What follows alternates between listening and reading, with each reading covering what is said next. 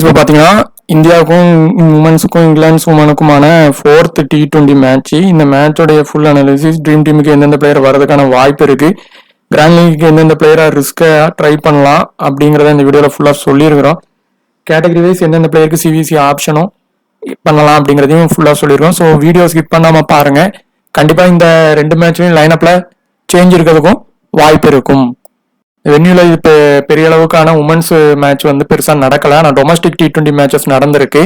Initial ஸ்டேஜில் நல்லா fast பவுலிங்க்கு support ஆனாலும் பேட்டிங்க்கு பார்த்தீங்கன்னா நல்லா சப்போர்ட் ஆகுது. மிட் ஓவர் போன பிறகு ஸ்பின்னுக்கும் நல்லா இங்கே விக்கெட் எடுத்திருக்கிறாங்க. அந்த டொமஸ்டிக் மேட்சஸ்லையும் ஸ்கோர் 170 வரைக்கும் வரதுக்கான வாய்ப்பு அதிகமாகவே இருக்கு. ஃப்ரெண்ட்ஸ் இப்போ பார்த்தீங்கன்னா இந்தியாவுக்கும் இங்கிலாந்து உமன்ஸுக்குமான 4th T20 மேட்ச்சு. அதுக்கு முன்னாடி 3rd மேட்சோடைய ட்ரீம் டீம் பேட்டர்ன் எந்த மாதிரி அமைஞ்சிருக்கு அப்படிங்கிறத ஒரு இதாக பார்க்கலாம். இதில் பார்த்தீங்கன்னா ஃபஸ்ட்டு அந்த நம்ம சொன்ன பெர்சன்டேஜ் ரேஞ்சில் 0 to 50க்குள்ளே என்ன பிளேயர்லாம் வந்திருக்காங்க அப்படின்னு பார்த்தீங்கன்னா, நம்ம சொன்ன இந்த ராதா யாதவ், அப்புறம் பார்த்தீங்கன்னா ஃபஸ்ட்டு பவுலிங் போட்டாங்கன்னா ஏரெட்டி அவங்க வந்துட்டாங்க. அதே மாதிரி ஃபில்லர் இவங்க எல்லாமே பார்த்தீங்கன்னா லோ பிக்கில் உள்ளவங்க. அடுத்து பார்த்தீங்கன்னா டங்க்லி ஹிட் ஆர் ஃப்ளாப் பிளேயர்னு சொல்லியிருந்தோம், பெரிய அளவுக்கு ப்ளே பண்ணிட்டு போயிட்டாங்க. அதே மாதிரி தான் டிவைட்டின்னு சொல்லியிருந்தோம். ஆனால் அந்த 2 பேரில் ஒருத்தங்க வர்றதுக்கு தான் அதிகமான வாய்ப்பு இருந்துச்சு. மேட்ச் கேட்ச் மிஸ் ஆச்சுன்னா சில பிளேயர்ஸோட இது மாறிடும். ஸோ அந்த மாதிரி பார்த்தீங்கன்னா கேப்டன் அளவுக்கு வந்திருந்தாங்க. நான் டிவைட்டை தான் கேப்டன் கொடுத்துருந்தேன். ஆனால் அவங்கள விட டங்க்லி நல்லா பெர்ஃபார்மன்ஸ் பண்ணாலும் கேட்ச் மிஸ் ஆகிற பட்சத்தில் இந்த மாதிரி ப்ரிடிக்ஷன் மாறிடும். சிஃபாலி வர்மாவும் ஒரு ட்ரீம் டீம் அளவுக்கு தான் வருவாங்கன்னு எதிர்பார்த்தோம். ஆனால் பெருசாக ப்ளே பண்ணிட்டாங்க. காரணம் கேட்ச் மிஸ் ஆயிடுச்சு. ஸோ இந்த மாதிரி கேட்ச் மிஸ் ஆகும்போது ஒரு ப்ரிடிக்ஷன் பண்ண நம்ம எடுக்க போகிற பிளேயரை விட நம்ம யார் ஃபெயிலியர் ஆவாங்க அப்படிங்கிற ஒரு பிளேயரோ அந்த பிளேயர் உள்ளே வந்துடுவாங்க. ஸோ இப்போ நமக்கு மார்க் பண்ணி காமிக்கிற இத்தனை பேர் 50க்கு பிலோவில் இருக்கிற பிளேயர் பார்த்தீங்கன்னா 6 பேர் வந்துட்டாங்க. ஸோ அந்த பிளேயர்ஸை நீங்கள் ஃபிக்ஸ் பண்ணிவிட்டு அதுக்கப்புறம் அதுக்கு மேலே இருக்கிற பிளேயரை நீங்கள் எடுத்தால் தான் உங்கள் டீமில் ஜிஎல் அடிக்கும் போது அந்த ரேங்க் ஆனது கூடும். இப்போ பார்த்தீங்கன்னா இந்த மேட்சோடைய ப்ராக்ரஸ்ன்னு பார்த்தீங்கன்னா லைனப்பில் கண்டிப்பாக இந்தியா பக்கம் ஏதாவது ஒரு சேஞ்சாவது இருக்கும். அதே மாதிரி இங்கிலாந்து பக்கம் பார்த்தீங்கன்னா மேக்ஸிமம் அவங்க சைடில் வின்னிங் ஆனால் கூட அவங்க ஃபீல்டின்னு பார்த்தீங்கன்னா 2 பக்கமுமே ரொம்ப போராக பண்ணாங்க. அதுவும் இங்கிலாண்டில் ரொம்ப போராக பண்ணாங்க. ஆனாலும் இந்தியா பார்த்தீங்கன்னா லாஸ் ஆகிட்டு. ஸோ இப்போது அவங்க சில பிளேயர்ஸை மேபி அவங்க லாஸ்ட் டைமே லைனப்பில் சேஞ்ச் இருக்குன்னு சொல்லியிருந்தோம். அதே மாதிரி வந்திருந்தாங்க. அவங்க மேபி அந்த இதில் ஏதாவது ஒரு சேஞ்சு மேபி பண்ணலாம். பவுலினுக்கு கொஞ்சம் ஃபேவராக பண்ணுற மாதிரி பண்ணுறதுக்கும் வாய்ப்பு இருக்கும். பவுலிங் அட்டாக்கில் பண்ணலாம் அப்படிங்கிற ஒரு ஐடியாவில் ஃபாஸ்ட் பவுலருக்கு வேறு இந்த பிச்சு சப்போர்ட் ஆகும் இனிஷியலாக. ஸோ அவங்க அந்த இதில் தான் பண்ணுவாங்க. பவர் பிளே ப்ராக்ரஷனில் விக்கெட் போக வாய்ப்பு இருக்குது. ஏன்னா இனிஷியலாக ஃபாஸ்ட் பவுலர்ஸ்க்கு நல்லா சப்போர்ட் ஆகுது. ஸோ விக்கெட் போகிறதுக்கான வாய்ப்பு 2 பக்கமும் ஒரு விக்கெட் போகிறதுக்கான வாய்ப்பு பார்த்திங்கன்னா இருக்கும். ஒரு இன்னிங்ஸ்லேயும் ஒரு விக்கெட்டு கண்டிப்பாக போக வாய்ப்பு இருக்குது. ஒரு மேட்ச் தான் இங்கே பெருசாக விளையாண்டுருக்காங்க. எந்த பிளேயருக்கும் இங்கே எக்ஸ்பீரியன்ஸு கிடையாது. ஸோ மேட்ச் ஸ்டார்ட் ஆகும்போது உள்ள பிச் ரிப்போர்ட்டை வச்சு தான் இந்த மேட்ச் பேட்டினுக்கு தான் ஃபேவராக போகுமா, இல்லை பவுலினுக்கு தான் ஃபேவராக போகுமா, இல்லை பேலன்ஸ்டு சர்ஃபேஸாக இருக்குமா அப்படிங்கிறத பார்க்க முடியும். ஸோ டொமஸ்டிக் மேட்சஸ் நிறைய T20 நடந்திருந்தாலும் லேட்டஸ்ட் மேட்ச் பார்க்கணும். அந்த டொமஸ்டிக் மேட்சஸில் பார்க்கும்போது என்ன மாதிரியான ரிசல்ட் வந்திருக்குன்னா ஃபாஸ்ட் ஸ்பின் 2க்கும் சப்போர்ட் ஆகிருக்கு. மேக்ஸிமம் பார்த்தீங்கன்னா 160 to 70 வரைக்கும் ஸ்கோர் ரெஜிஸ்டர் ஆகுது. ஸோ இந்த மாதிரி தான் ஆயிருக்கு. ஸோ நம்ம பிச் ரிப்போர்ட்டை வச்சு தான் பார்க்க முடியும். அதை மேட்ச் ஆரம்பிக்கும் போது டாஸுக்கு டயத்தில் கண்டிப்பாக பார்க்கணும். இப்போ ஸ்கைவர் டீமில் இல்லை. லாஸ்ட் இதில் சொல்லியிருந்தோம் இவங்க 2 பேருமே ட்ரீம் டீம் வர்றதுக்கான வாய்ப்பு இருக்கும். அதே மாதிரி வந்துட்டாங்க. இந்த மேட்சும் பார்த்தீங்கன்னா ஸ்பின்னர் அவங்க இதில் நல்லா போடுறது எக்லிஸ்டோன் தான். பேட்டிங் வேறு பண்ணுறாங்க. ஃபஸ்ட்டு ட்ரீம் டீம் பிக்கு இவங்க வந்துடுவாங்க. இப்போ மந்தனாவுடைய கேப்டன்ஷிப் பார்த்தீங்கன்னா ரொம்ப அதிகமாகிருச்சு. லாஸ்ட் மேட்சும் ஓரளவு விளாண்டாங்க. ஸோ இப்போ மந்தனா வந்து எப்படின்னா 50-50% சான்ஸ் தான். அவங்க வந்து இப்போ பார்த்தீங்கன்னா இந்த சீடின் பால்லலாம் அவுட் ஆக வாய்ப்பு இருக்கும். அவங்களுக்கு டாப் ஆர்டர்லேயே பவுலிங் வாய்ப்பு கொடுத்தாங்கன்னா ஒரு சில வாய்ப்புகள் இருக்கும். ஸோ அந்த மாதிரி கொடுக்கும்போது விக்கெட் போகலாம், இல்லைன்னா ட்ரீம் டீம் வந்துடுவாங்க. மேக்ஸிமம் பார்த்தீங்கன்னா அவங்க சேஸின் பண்ணுறாங்கன்னா சிவிசி அளவுக்கு கொடுத்து ட்ரை பண்ணலாம், இல்லைனா ஒரு ட்ரீம் டீமாக எடுக்கிறது பெட்டரான வாய்ப்பு. 50% டீமில் அவங்கள வச்சு ட்ரை பண்ணுங்கள். 50% டீமில் அவ்வளோ ரொம்ப ஹை பர்சன்டேஜில் இருக்கிறதுனால இப்போ நீங்கள் இந்த மேட்சோட ஹை பர்சன்டேஜ் கேப்டன் இவங்க தான், வைஸ் கேப்டன் தீப்தி சர்மா தான். ஸோ தீப்தி சர்மா எப்படியும் ட்ரீம் டீம் வந்துடுறாங்க. ஸோ அவங்கள வச்சுட்டு கூட இவங்களை ரிஸ்க் எடுத்து பார்க்கலாம் அந்த 50% டீமில் லீவ் பண்ணும்போது. இதில் விக்கெட் கீப்பர் செக்ஷனில் பார்த்தீங்கன்னா ரிச்சா கோஷ் ட்ரீம் டீம் வர்றதுக்கான வாய்ப்பு அதிகமாக இருக்குது. போத் இன்னிங்ஸும் அவங்க ரொம்ப மஸ்ட்டு தான். லாஸ்ட் மேட்ச் கூட லைனப்பில் கொஞ்சம் டாப் ஆர்டரில் கொடுத்துருந்தா கூட வந்து இன்னும் கொஞ்சம் ஸ்கோர் பண்ணியிருப்பாங்க. ஸோ இந்த மேட்ச்சு ஃபஸ்ட் இன்னிங்ஸ் பண்ணாங்கன்னா கண்டிப்பாக அவங்க ட்ரீம் டீம் உறுதியாக வந்துடுவாங்க. ஸோ அவங்க இந்த இடத்துல விக்கெட் கீப்பர் செக்ஷனில் ட்ரீம் டீம் எடுக்கிறது ஒரு பிளேயராக எடுக்கிறது பெட்டரான வாய்ப்பு. இப்போ லாஸ்ட் மேட்ச் பார்த்தீங்கன்னா சொல்லியிருந்தோம், டி ஒயிட்டு டங்க்லிக்கு ஒரு பெரிய வாய்ப்பு இருக்கும், அவங்க அதை எப்படி எடுப்பாங்க அப்படின்னு. இந்த மேட்ச்சில் இந்த மென்யூவில் இந்த டி ஒயிட் மட்டும்தான் விக்கெட் எடுத்துருக்குறாங்க பவுலிங் போட்டு, அதுவும் பேட்டிங் ஆனால் பெருசாக பண்ணலை, ஒரு மேட்ச் தான் பண்ணியிருக்காங்க. இந்த மேட்சை பொறுத்தவரை கண்டிப்பாக எப்படின்னா டி ஒயிட்டு இல்லைனா டங்க்லி இதில் ஒருத்தங்களை எடுத்தாலே போதும் இந்த மேட்சுக்கு. மேக்ஸிமம் பார்த்தீங்கன்னா அவங்க வந்து 2 பேருமே 50-75 ரேஞ்சில் இருக்காங்க. டி ஒயிட்டோடைய பேட்டிங் பெர்ஃபார்மன்ஸ் கொஞ்சம் போராக தான் இருக்குது. ஸோ டி ஒயிட் டங்கிலியில் கண்டிப்பாக அவங்க ஒரு ரொட்டேஷன் பிக்கு. ஸோ அதில் ஒருத்தங்களை ட்ரை பண்ணலாம்.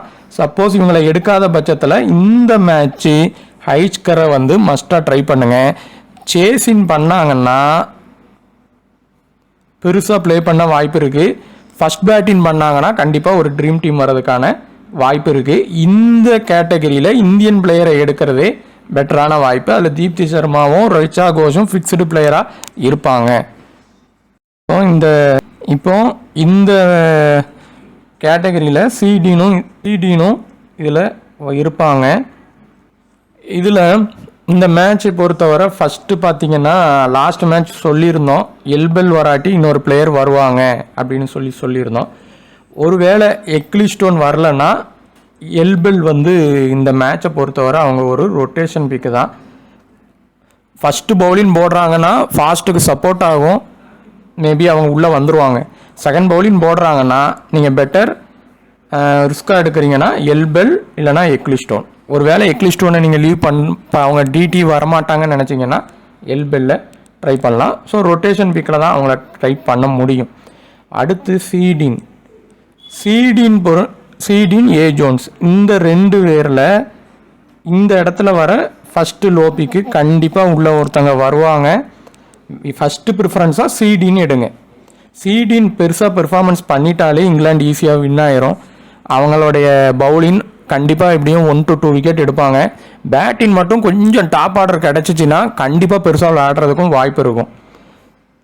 அடுத்து பார்த்தீங்கன்னா இதில் ஃபஸ்ட்டு பேட்டிங் பண்ணாங்கன்னா ராட்ரிகஸ் எடுங்க, சேஸின் பண்ணால் சிஃபாலி வர்மா எடுங்க. 2 பேரையும் ஒன்றா எடுத்தீங்கன்னா மந்தனாலாம் லீவ் பண்ணிங்கன்னா ட்ரை பண்ணணும். இப்போ 2 பேரையும் எடுக்கிறீங்க, கண்டிப்பாக அடிப்பாங்க, சேஸின் பண்ணுறாங்க, 2 பேருமே சேஸின் பண்ணுறாங்கன்னா நீங்கள் அந்த மாதிரி ட்ரை பண்ணலாம். இல்லைன்னா ராட்ரிகஸ் மந்தனால ஒருத்தங்களை எடுத்தால் இந்த மேட்சுக்கு போதுமானது. சிஃபாலி வர்மாவை சேஸின் பண்ணுங்க. அவங்களும் லாஸ்ட் மேட்ச் எடுத்ததும் அவுட் ஆக தான் போனாங்க, கேட்ச் மிஸ் ஆக போய் தான் வந்துட்டாங்க. ராட்ரிகஸ் பொறுத்தவரை அவங்களோட ஆர்டர் மாறாது, ஹைச்கர் இருக்கிற வரை அவங்களோட ஆர்டர் டாப்பில் தான் இருக்கும். ஸோ ஃபஸ்ட் பேட்டிங் பண்ணாங்கன்னா ராட்ரிகஸை கண்டிப்பாக டீமில் எடுக்கலாம். ஸோ இந்த கேட்டகரியில் ஜோன்ஸ் சீடீனில் ஒருத்தங்க, அதே மாதிரி எல்பெல் எக்லிஸ்டோனில் ஒருத்தங்க. நீங்கள் எக்லிஸ்டோன் வரமாட்டாங்கன்னு நினச்சிங்கன்னா எல்பெல்ல நீங்கள் ட்ரை பண்ணலாம். ஆனால் எக்லிஸ்டோன் சின்ன பாயிண்ட் எடுத்தாது ட்ரீம் டீம் வந்துடுவாங்க. ஸோ அந்த மாதிரி இருக்கிற பட்சத்தில் நீங்கள் இங்கிலாந்துக்கு ஒன் சைடாக போட்டிங்கன்னா 2 பேரையும் ட்ரை பண்ணலாம், இல்லைனா ஒருத்தங்களை பண்ணால் போதும். அதே மாதிரி ராட்ரிகஸ் சிஃபாலி வர்மால ஒருத்தங்க. அது இன்னிங்ஸ் வைஸ் யார் பெட்டர்னு சொல்லிட்டோம். அவங்கள மெயினாக டீமில் எடுத்தால் போதும். இப்போ இந்த கேட்டகரியில் லாஸ்ட் மேட்ச் சொல்லியிருந்தோம், இதில் கண்டிப்பாக 2 பிளேயர் வருவாங்கன்னு சொல்லி. டங்க்லியும் ஏரிட்டியும் வந்துட்டாங்க லாஸ்ட் மேட்ச் பொறுத்தவரை. இப்போ இதில் மேபி இந்த ஏர்லாட்டு டீமுக்குள்ளே கொண்டு வருவாங்க. மேபி கேப்சிக்கு பதிலாகவே கொண்டு வரலாம். ஏன்னா சீரீஸ் கண்டிப்பாக வின் ஆகணும். இந்த மேட்ச் வின் ஆகலைன்னா அவங்க இங்கிலாண்டில் லாஸ் ஆயிடுவாங்க. எல் ஸ்மித்து வர்றது கஷ்டம்தான். மேபி அந்த ஏர்லாட் வந்தாங்கன்னா அவங்க கண்டிப்பாக ட்ரீம் டீம் வந்துடுவாங்க. பேட்டிங்கும் பண்ணுவாங்க, பவுலிங்கும் பண்ணுவாங்க.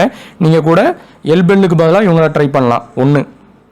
ரெண்டாவது, இந்த டங்க்லி பொறுத்தவரை நான் எப்போவும் சொல்கிறது, அவங்க வந்து ஒரு ஹிட்டு இல்லைனா ஃப்ளாப் பிளேயர் தான். அடித்தா பெருசாக அடிச்சிருவாங்க, இல்லைனா இது பண்ணுவாங்க. இவங்க இந்த ஆட்டம் ரொட்டேஷன் பிக்கு. டிவைட்டா டங்க்லியாங்கிறதுல ஒருத்தங்களை எடுத்தால் போதும், ஒருத்தங்களை எடுக்க வேண்டாம். ரெண்டாவது, இந்த டி பெமண்ட்டை பொறுத்தவரை ஃபஸ்ட் இன்னிங்ஸ் பேட்டிங் பண்ணால் எடுங்க. அதுவும் அவங்க லைனப்பில் பார்த்துக்கிடுங்க. லாஸ்ட் மேட்ச் ரொம்ப அடித்ததுனால கேப்சியெல்லாம் ஃப்ரண்ட்டில் இறக்கி விட்டுட்டு அதுக்கப்புறமா இறங்குனாங்க. அப்படி இல்லாத பட்சத்தில் விக்கெட் போச்சுன்னா இவங்க தான் இறங்குவாங்க டாப்பில். ஸோ இவங்களோட பெர்சன்டேஜ் இப்போ ரொம்ப லோவாக இருக்குது. எப்படியும் உங்களுக்கு அடித்து கொடுப்பாங்க. ஸோ போத் இன்னிங்ஸ்லேயும் வரதுக்கான வாய்ப்பு இருக்குது. இதில் வர ஃபஸ்ட்டு லோ பிக் செலெக்ஷன் வந்து பெமண்ட் தான். லைனப் மட்டும் செக் பண்ணிவிட்டு நீங்கள் ட்ரை பண்ணலாம். ஏரெட்டியை பொறுத்தவரை அதே இதுதான். ஃபஸ்ட் இன்னிங்ஸ் பண்ணுறாங்கன்னா இந்த மேட்ச்சு உறுதியாக ட்ரீம் டீம் வந்துடுவாங்க. செகண்ட் இன்னிங்ஸ் பண்ணால் கூட நீங்கள் அவங்கள லீவ் பண்ணலாம். ஏர்லட் பொறுத்தவரை 2 இன்னிங்ஸுமே அவங்க மஸ்ட் பிக்கு. ஸோ இந்த இதில் இருந்து ஏர்லட் வந்தாங்கன்னா 2 to 3 பேர் ட்ரீம் டீம் வரதுக்கான வாய்ப்பு இருக்குது. கேப்சி பொறுத்தவரை அவங்க ட்ரீம் டீம் ஆப்ஷனில் இருந்தாலும் அவங்களுக்கான லாஸ்ட் மேட்ச்சு 2 பேரும் அதிகமாக அடித்ததுனால தான் கேப்சியை முன்னாடி இது பண்ணாங்க. அப்பவும் வேஸ்ட்டாக ஒரு ஷாட்டை அடித்து அவுட்டு தான் ஆனாங்க. பவுலிங்கும் பெரிய அளவுக்கு இல்லை. ஸோ அவங்கள விட நீங்கள் வேறு ஒரு லோபிக்கை ட்ரை பண்ணலாம். கேப்சியை நீங்கள் எடுக்கிறீங்கன்னா சிடினை எடுக்காமல் வேணால் ட்ரை பண்ணி பாருங்கள். இப்போ இந்த மேட்ச்சில் அநேகமாக இந்த எஸ் ராணாங்கிறவங்க டீமில் இல்லாமல் இருக்கிறதுக்கு வாய்ப்பு இருக்குது. அவங்களுக்கு பதிலாக ஒரு ஃபாஸ்ட் பவுலரை கொண்டு வருவாங்க. ஸ்காட்ஃபீல்ட் பொறுத்தவரை அவங்க நிதானமாக தான் விளாடுவாங்க. அவங்கள விட நீங்கள் பெமெண்ட்டை ட்ரை பண்ணுறதே பெட்டரான ஆப்ஷன். ரெண்டுமே ரொம்ப லோ பிக்கில் இருக்காங்க. கண்டிப்பாக ஒருத்தங்களை ட்ரை பண்ணுங்கள். ஜிஎலுக்கு ரேங்க் ஆனது கூடும். அதுக்கு அந்த பெமெண்ட்டை ட்ரை பண்ணுங்கள். அடுத்து பார்த்தீங்கன்னா இதில் யார் ஃபஸ்ட்டு ஹை 50K எபோவில் இருக்காங்கன்னா இந்த இவங்க சரானி, அடுத்து ஏக்கர். இதில் மற்றவங்க யாரெல்லாம் இப்போவும் லோ பிக்கில் தான் இருக்காங்க அப்படின்னா இவங்க ஃபில்லர், யாதவ், ஐவாங், ராணா இருந்தாங்கன்னா அவங்கள இத்தனை பேர் லோவில் இருக்காங்க.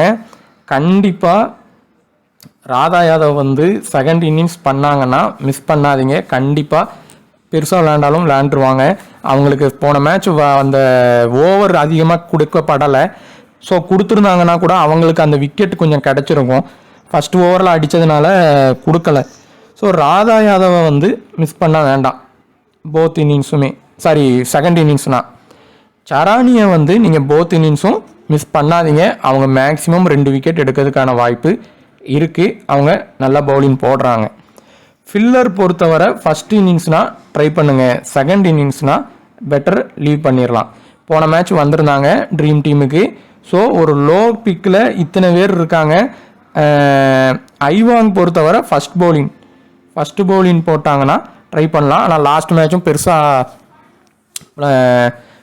அவங்களுக்கு செகண்ட் பவுலிங் தான் கிடைச்சது. ஃபஸ்ட் பவுலிங் போட்டாங்கன்னா கண்டிப்பாக நீங்கள் அவங்கள ட்ரை பண்ணி பாருங்கள்.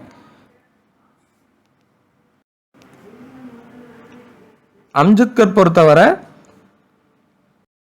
மேக்ஸிமம் ஃபஸ்ட்டு ஃபஸ்ட்டு பேட் பண்ணி பவுல் பண்ணாங்கன்னா கண்டிப்பாக டீமில் அவங்கள எடுத்து சிவிசி அளவுக்கு ட்ரை பண்ணலாம். செகண்டு தான் பேட்டிங் பண்ணுறாங்க அப்படின்னா ஒரு பிளேயராக எடுத்தால் போதும். பெரிய அளவுக்கு ரிஸ்க்கு எடுக்க வேண்டாம். ஏன் அப்படின்னா செகண்டாக பேட் பண்ணும்போது அவங்களுடைய ஆர்டர் டவுனுக்கு போயிடுது. விக்கெட் ஃபால் போயிடும், டாப் ஆர்டரில் போகும்னு நினச்சிங்கன்னா அந்த டீமில் கண்டிப்பாக அவங்களுக்கு ஒரு விசி அளவுக்கு ட்ரை பண்ணி பார்க்கலாம்.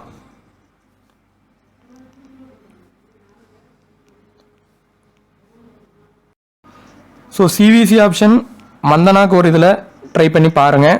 எக்லிஸ்டோனுக்கு இந்த மேட்ச்சு ஒரு விசி அளவுக்கு ட்ரை பண்ணி பார்க்கலாம். இவங்களுக்கு 2 பேருக்கும் ஒன்றா கொடுக்காதீங்க, வரமாட்டாங்க. அதே மாதிரி ஹைச்கர் சேஸ் இன் பண்ணுறாங்கன்னா ஒரே ஒரு இதில் விசி ட்ரை பண்ணி பாருங்கள். தீப்தி சர்மாவுக்கு இந்த மேட்ச்சு கேப்டன் பிக்கு இருக்குது. நீங்கள் அவங்கள ட்ரை பண்ணலாம். அவங்க ஃபஸ்ட்டு பவுலிங் போட்டாலும் சரி, செகண்ட் பவுலிங் போட்டாலும் சரி.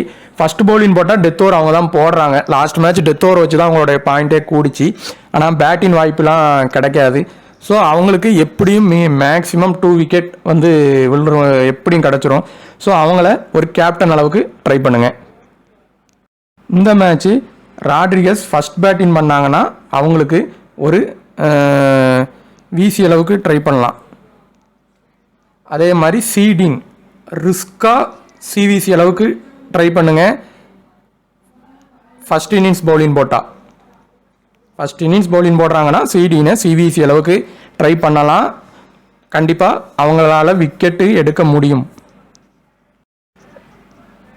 டங்க்லி இல்லைனா டிவைட்டில் யாரையாவது ஒருத்தங்களை டீமில் எடுத்து அவங்களுக்கு வேணால் விசி ட்ரை பண்ணி பாருங்கள்.